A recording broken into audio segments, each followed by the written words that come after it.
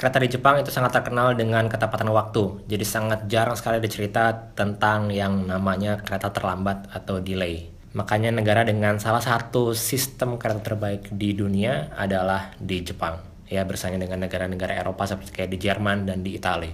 Banyak sekali tipe-tipe kereta di Jepang. Kalau di Kyoto aja sekitar ada 5. Ada Keihan, ada Kintetsu, ada Hankyu, ada Subway, dan terakhir JR. Dan sebentar lagi warga Indonesia, khususnya Jakarta, bakal punya MRT yang mungkin insya Allah akan ada di tahun depan, 2018 atau paling lambat 2019. Oke, kita jalan-jalan naik kereta, dan gue masih di kampus. Gue mau keluar, kita pertama akan naik Subway.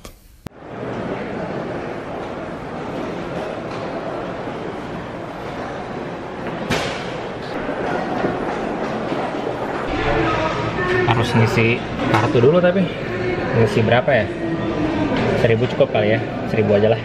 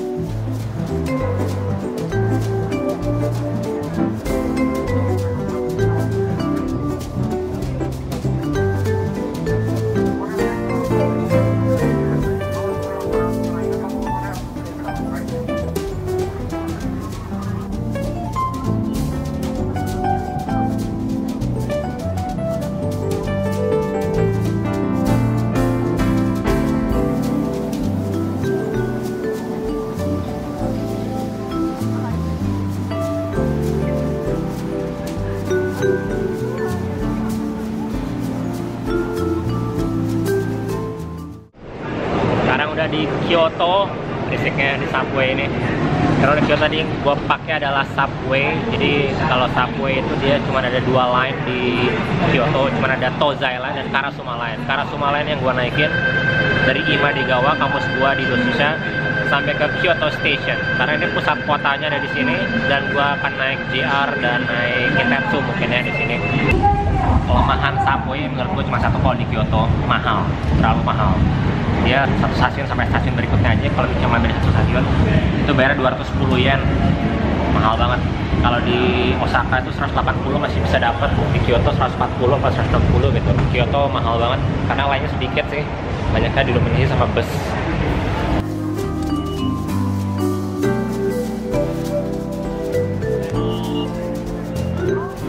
Sudah di peron JR sekarang. Di JR ini gue mau naik Nara Line karena lainnya banyak ya. Ini gue mau ke daerah Nara, nah, tapi turunnya di Inari. Nah, kalau JR ini dia punya 2 jenis kereta. Keretanya warna hijau, agak-agak kuno gitu dia modelnya. Satu lagi dia yang kalau ekspres atau di atas, kan kalau yang hijau tadi itu lokal, jadi dia berhenti di setiap stasiun. Kalau yang ekspres dia berhentinya cuma di stasiun tertentu. Itu lebih bagus keretanya.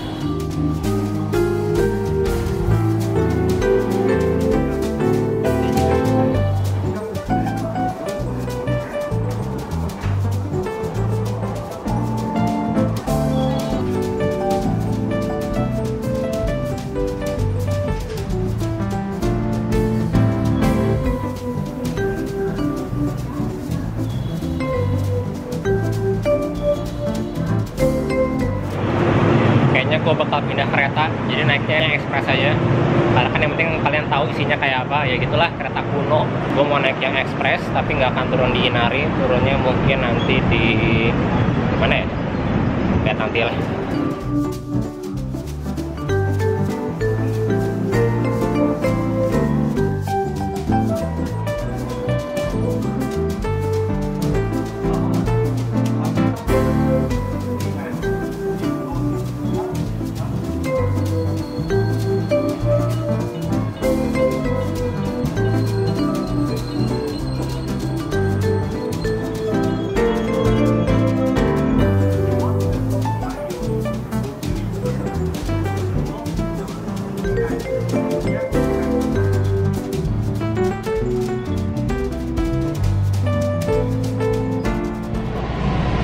ini baru kereta.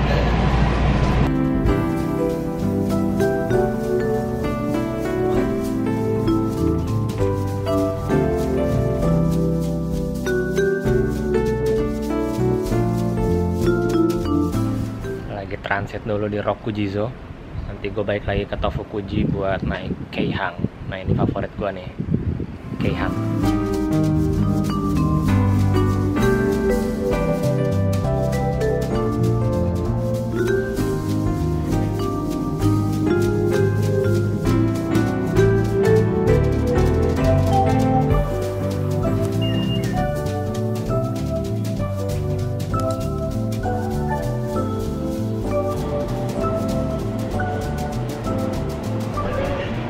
Ya inilah yang gue bilang favorit Keihang Line. Jadi karena gue naik ini setiap hari, ya kalau mau ke kampus doang sih, gak cuma mau ke kampus, pokoknya hampir setiap hari gue naik Keihang Line. Dan kalau naik ke kampus ya gue naik ini.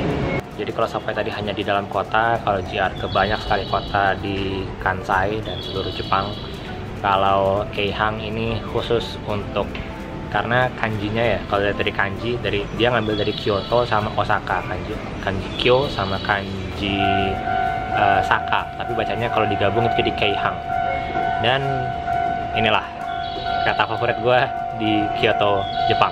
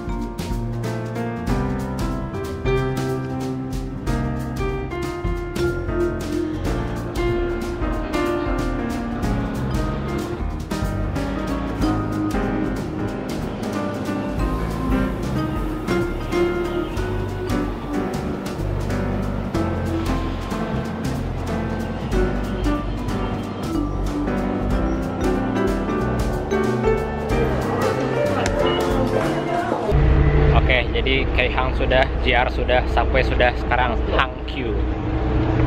Kamu gawa lagi?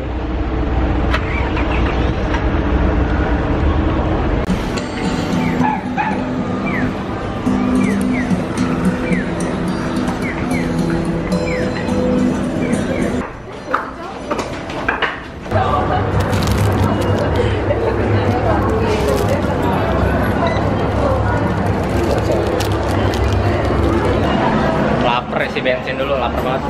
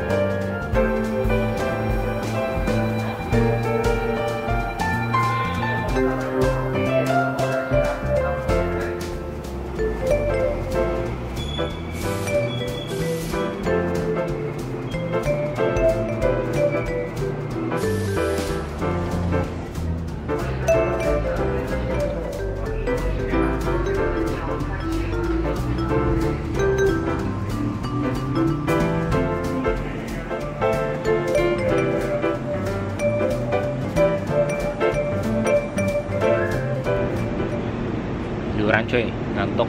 Habis makan roti satu doang aja ngantuk. Ini gue lagi di Katsura. Ini terminal transit besarnya Hankyu setelah Kyoto itu di Katsura. Kalau kalian mau ke arah Shiyama dari sini bisa. Ini mau balik lagi ke arah Kyoto, turunnya nanti di Karasuma. Tadi kan gue naiknya dari Kawaramachi, turunnya di Karasuma, lalu nanti naik sampai lagi buat naik jenis kereta yang terakhir yaitu Kintetsu. Kita naiknya harus dari Kyoto Station soalnya. Itu sekalian ke arah gue pulang.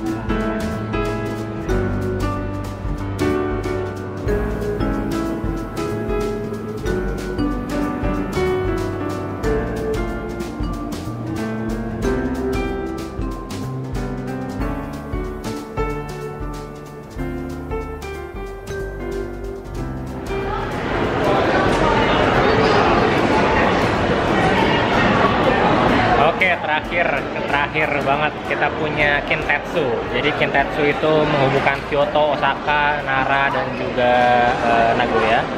Intinya Kansai area tapi yang bagian selatan.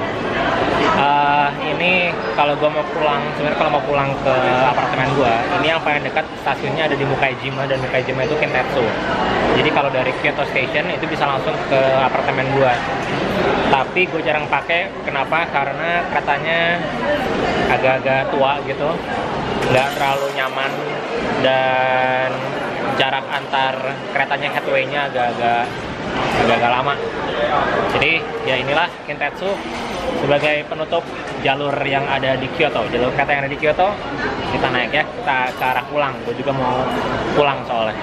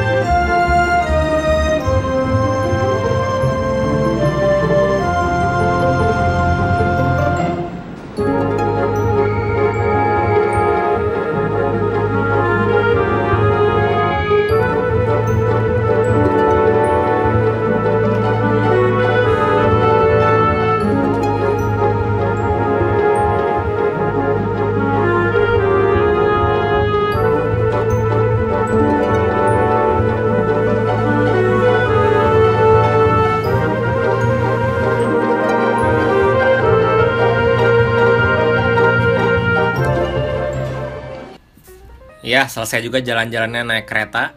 Oke, jadi apa yang bisa gue simpulin ya?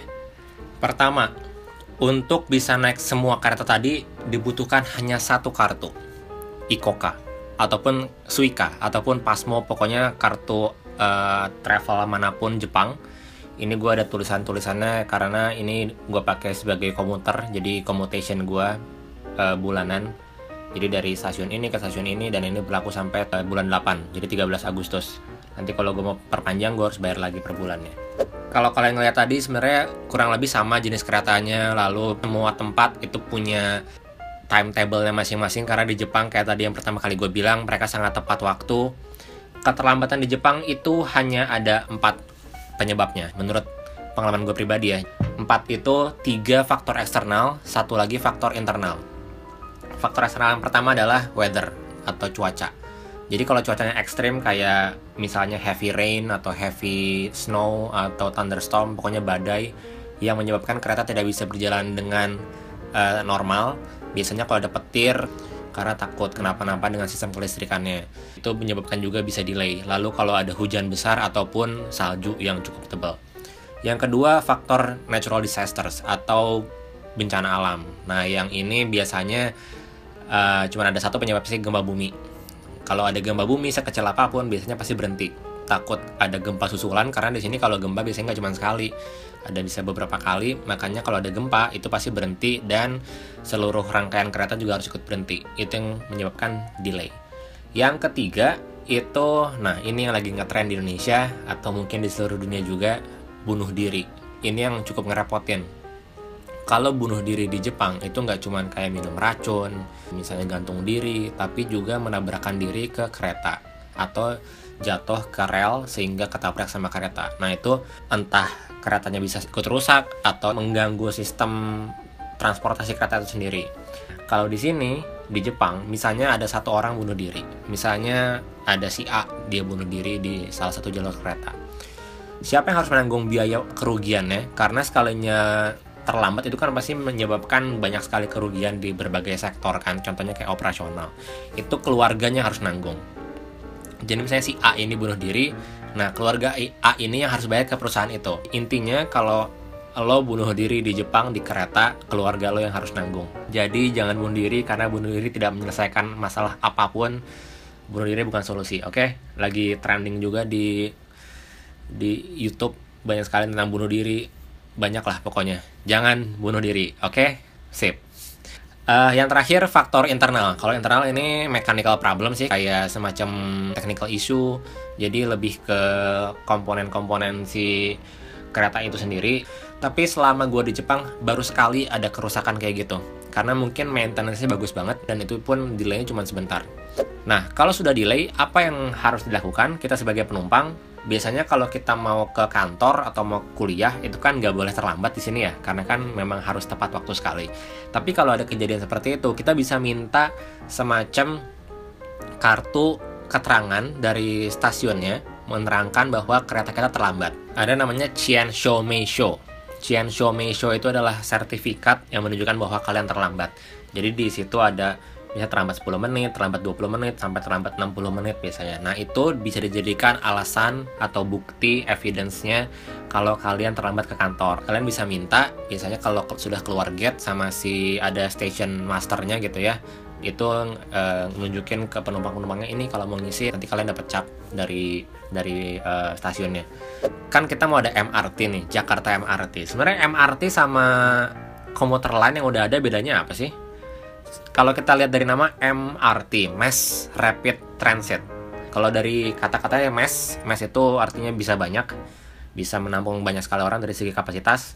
Rapid berarti cepat. Cepatnya bukan berarti dari kecepatan, tapi cepat itu dari sisi headway. Jadi headway itu adalah jarak antara satu rangkaian dengan rangkaian sebelumnya atau rangkaian setelahnya. Jadi misalnya rangkaian pertama berangkat nih, itu jalan dia, nah 5 menit berikutnya ada rangkaian kedua. Nah, jarak headway-nya berarti 5 menit. Lalu transit, mass rapid transit, ya berarti dia transit itu terhubung dengan banyak line yang lain gitu. Nah, MRT, berarti kalau KRL apakah disebut MRT juga? Iya. KRL atau kereta rel listrik kalau di kita ya, atau komuter line yang Jabodetabek itu, kita bisa sebut itu sebagai MRT. Cuman memang masalahnya ada di rapidnya. Kenapa? Karena kalau di sini kan semua sudah terjadwal ya, semua sudah ada jadwalnya. Kenapa di Indonesia nggak bisa rapi seperti itu? Karena jalur kita itu masih campur antara PT komuter line-nya sama KAI, sama si kereta api untuk yang antar kota. Jadi misalnya kalau kalian lihat di stasiun Manggarai, itu kan ada jalur ini, misalnya jalur komuter line, tapi dipakai juga buat Argo misalnya, buat yang ke Jawa atau buat yang kemana gitu. Jadi makanya harus ganti-gantian, makanya ada sering kali istilah ketahan sinyal. Nah, kalau di sini satu jalur itu mereka khusus, tidak bisa digunakan oleh jalur lain. Jadi misalnya kayak Keihang punya, itu nggak bisa Keihang dipakai sama JR misalnya, atau dipakai sama Hankyu. Yang mereka bisa berbagi adalah hanya peron. Jadi kayak misalnya Kintetsu sama Subway, itu ada di Takeda namanya, itu peronnya sama. Jadi misalnya kiri itu buat Kintetsu yang ke Kyoto, kalau yang kanannya Subway. Peronnya bareng tapi jalurnya beda. Kalau di Jepang, kenapa ada sebutannya kayak lokal, semi express, rapid express, limited express, itu bedanya apa sih? Nah, kereta-kereta kayak JR, Hankyu, Keihang, Kintetsu, selain Subway ya, itu mereka punya jenis kayak gitu. Jadi ada kereta yang tidak berhenti di semua stasiun, ada kereta yang berhenti di semua stasiun. Nah, sekarang tergantung tujuan kita kemana. Kalau tujuan kita misalnya stasiun yang ujung gitu, misalnya dari Kyoto mau ke Nara, kan kita nggak perlu berhenti lama di semua stasiun kan, kita mau berhenti langsung di Nara. Jadi cari yang pemberhentian stasiunnya paling sedikit. Jadi kita belinya nanti yang limited express misalnya, tapi memang lebih mahal dari harga yang normal gitu.